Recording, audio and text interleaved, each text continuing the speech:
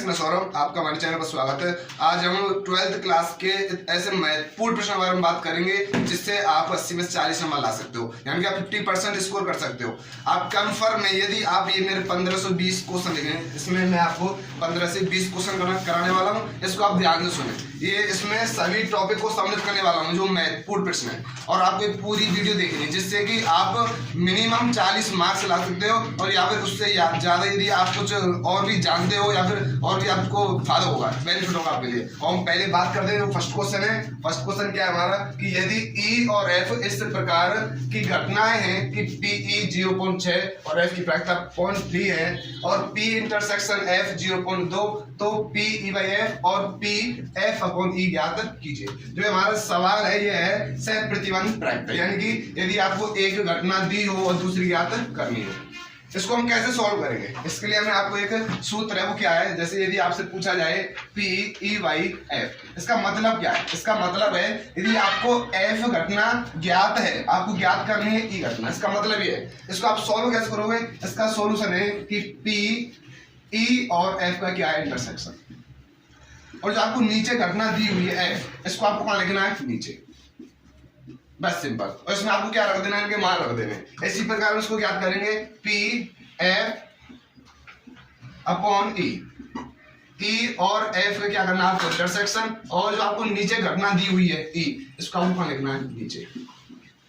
आपको सभी मान दिए हुए हैं। ई इंटरसेक्शन एफ आपको दिया हुआ है 0.2, इसको आप रखेंगे यहाँ पे 0.2, और पी एफ, एफ की प्रायिकता क्या है, एफ की प्रायिकता दी हुई है 0.3।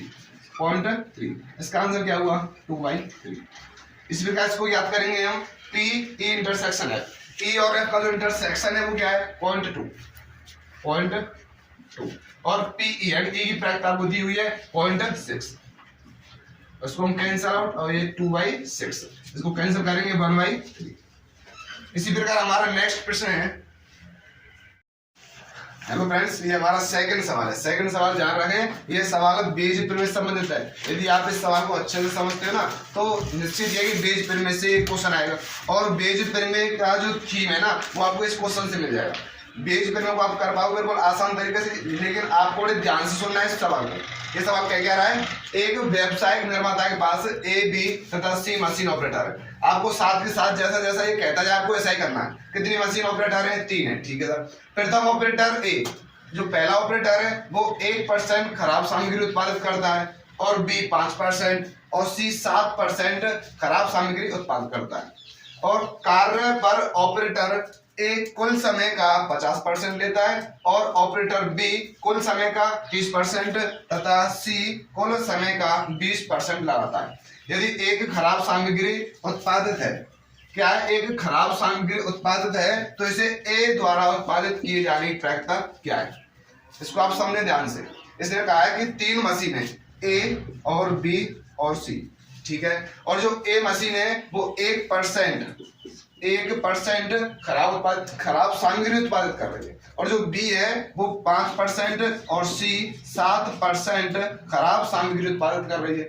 और इसने जो हमको कंडीशन दी, वो कंडीशन क्या दी है कि ऑपरेटर ए द्वारा 50% समय लगता है, बी द्वारा 30% और सी द्वारा 20%। इसको आपको मानना है ये घटना है, मतलब आपको ये E1, E2 और E3 ये 3 घटनाएं आपको माननी है, ठीक है ना। आप कहोगे ये कैसे, हम कैसे मालूम चलेगा कि हमको E1, E2, E3 ये माननी है या फिर ये माननी है, ये 50%, 30% या 20%। आप ध्यान रखना कि इनकी जो प्रायिकता आएगी ना, वो आपको हमेशा क्या मिलेगी, एक।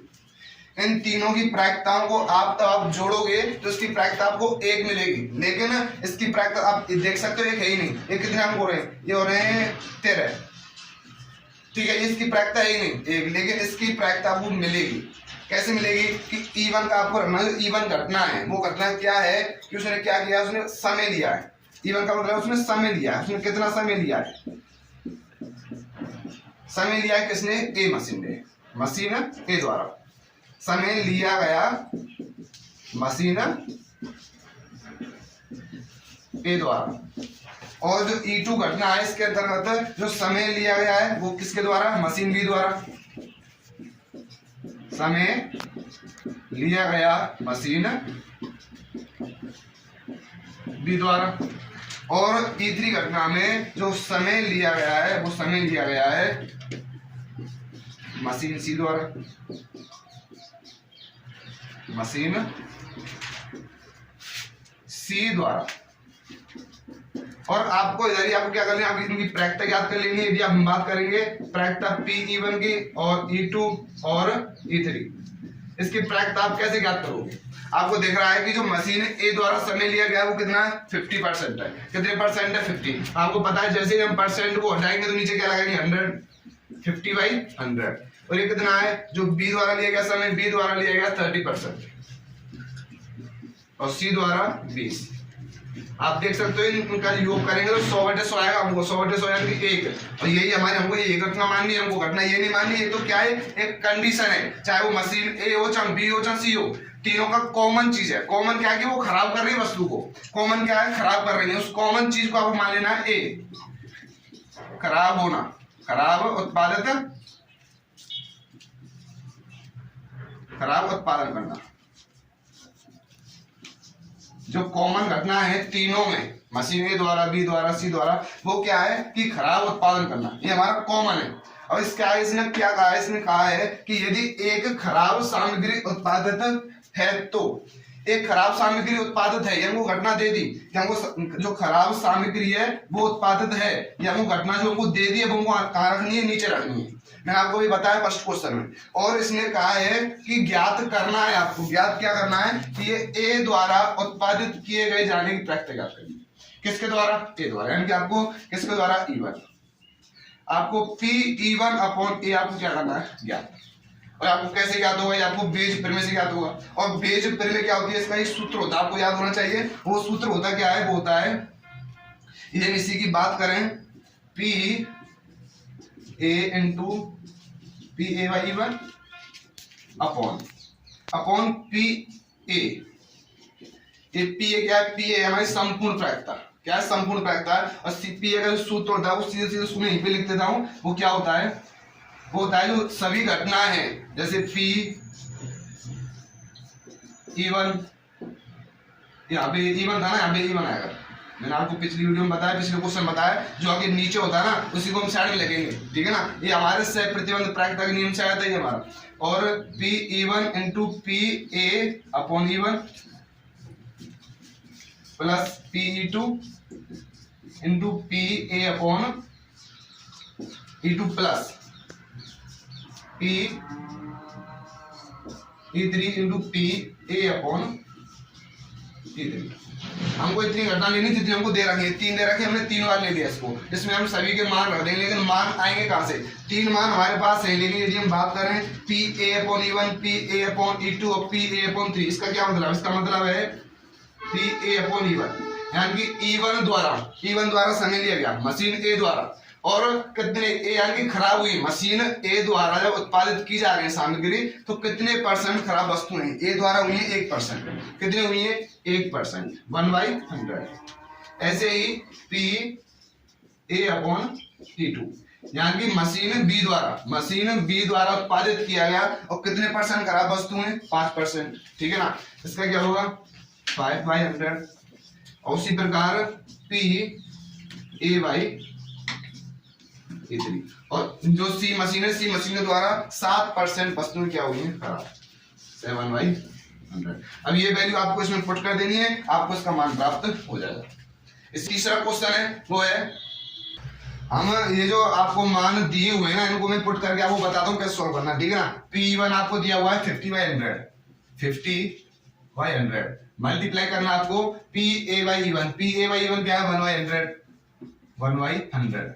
आपको नीचे PE1 50/100 × 1/100 प्लस PE2 क्या है आपका 30/100, आपको दिख रहा हो ये PE2, और PA/E2 क्या है 5/100, PE3 क्या है 20/100 मल्टीप्लाई 7/100। आपको इसको सॉल्व करना है कैसे, 50/1 004, ठीक है ना। 50 1 2 3 4 प्लस 150 140 अपॉन 140। आगे सॉल्व करेंगे इसको 50 बाई, ठीक है। और इसमें जो एलसीएम आपको दिख रहा है सेम है, ये हमारा क्या है एलसीएम, और ऊपर क्या है 50, 150 और 140 कितना हो गया है 340। इसको हम कैंसिल कर देंगे, क्या रहेगा 50 बाई 340। इसको सॉल्व करेंगे 5 बाई 34। इस प्रकार आप बीजगणित के क्वेश्चन को आप आसानी से कर सकते हैं। इस क्वेश्चन यदि आपको समझ नहीं आया ना, इस क्वेश्चन को आप फिर से पीछे से स्किप करके देख सकते हैं, ठीक है। तो और समझो ध्यान से, 100% है ये क्वेश्चन आपके पेपर में आएगा बीजगणित से रिलेटेड, ठीक है ना। और हमारा जो थर्ड क्वेश्चन है वो है, ये हमारा तीसरा प्रश्न है। और इस प्रश्न में हम मतलब बहुत चीज बार कैसे एक दूसरे में त्रिभुज का क्षेत्रफल ज्ञात करना सीखेंगे कि त्रिभुज का क्षेत्रफल कैसे ज्ञात करते हैं। और इसी सूत्र से आप सीखेंगे कि सारणिक में जो सारणिक का मान होता है ना, उसको आप कैसे ज्ञात कर सकते हो। इसलिए इस प्रश्न को बड़े ध्यान से देखें, और जहां तक पूरे चांस है इस प्रकार के क्वेश्चन आने के, त्रिभुज का क्षेत्रफल इससे रिलेटेड प्रश्न आ सकता है। तो इसको हम सॉल्व कर देंगे। इसने कहा है कि हमारे पास 3 शीट्स हैं, 2, -6, 5, 4 और K4 वाले त्रिभुज का क्षेत्रफल हमको दिया हुआ है 35 वर्ग इकाई, और हमको K का मान इसमें ज्ञात करना है। इसको हम कैसे करेंगे, इसमें त्रिभुज का क्षेत्रफल होता है, त्रिभुज का क्षेत्रफल, और वो सारणिक के पदों में होता है, वो क्या होता है 1/2। जो आपको बिंदु दिए है ना, वो बिंदु आपको यहाँ रखना है 5, 4, K और 4, ठीक है ना। और जो यहाँ पे तीसरा कॉलम है, इसमें आपको 1, 1, 1 रख देना है, ठीक है। ये हमारा क्या है त्रिभुज का क्षेत्रफल। लेकिन त्रिभुज का क्षेत्रफल हमको दिया है कितना 35 हमको दिया है। और इसको हम क्या करेंगे सॉल्व।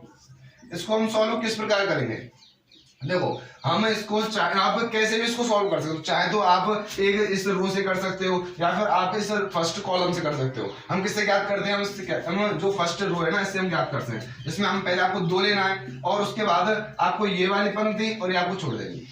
इसको ध्यान से समझे, इससे आप सीख पाओगे कि सारणी का मान ज्ञात कैसे करते हैं, ठीक है ना। आपको ये छोड़ना है, ये छोड़ना है, क्या बता, ये केवल 4, 1 और 4, 1 शेष रहा, ठीक है। उसके बाद आपको क्या लेना है -6। लेकिन ध्यान रहे, ये हमारे नेगेटिव के स्थान पे होती है संख्या, ये होती है इस प्रकार होती है प्लस माइनस प्लस, ऐसे नीचे होती है। इसलिए जो माइनस माइनस है क्या हो जाएगा +6।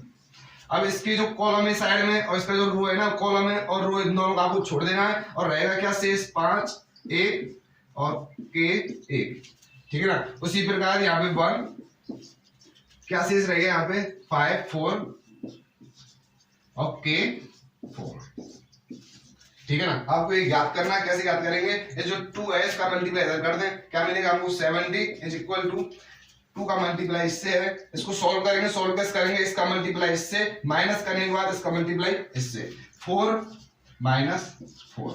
उसी प्रकार +6, 5 का मल्टीप्लाई 1 से, -K, 5 - K +1, 5 का मल्टीप्लाई 4 से 20, -K का मल्टीप्लाई 4 से 4K, ठीक है। 70 = 4 - 4 0, खत्म। इसका 6 का मल्टीप्लाई करेंगे 30, -6K +20 - 4K। आगे सॉल्व करेंगे 70 -6K -4K कितना हो गया -K 10K, और 30 + 20 कितना हो गया 50। अब हमको K का मान ज्ञात करना है। इसमें इस 50 को हम % कर देंगे, क्या आ जाएगा 70 - 50 = -10K। ये कितना हो गया 20 = -10K, और K की वैल्यू क्या आ गई -2।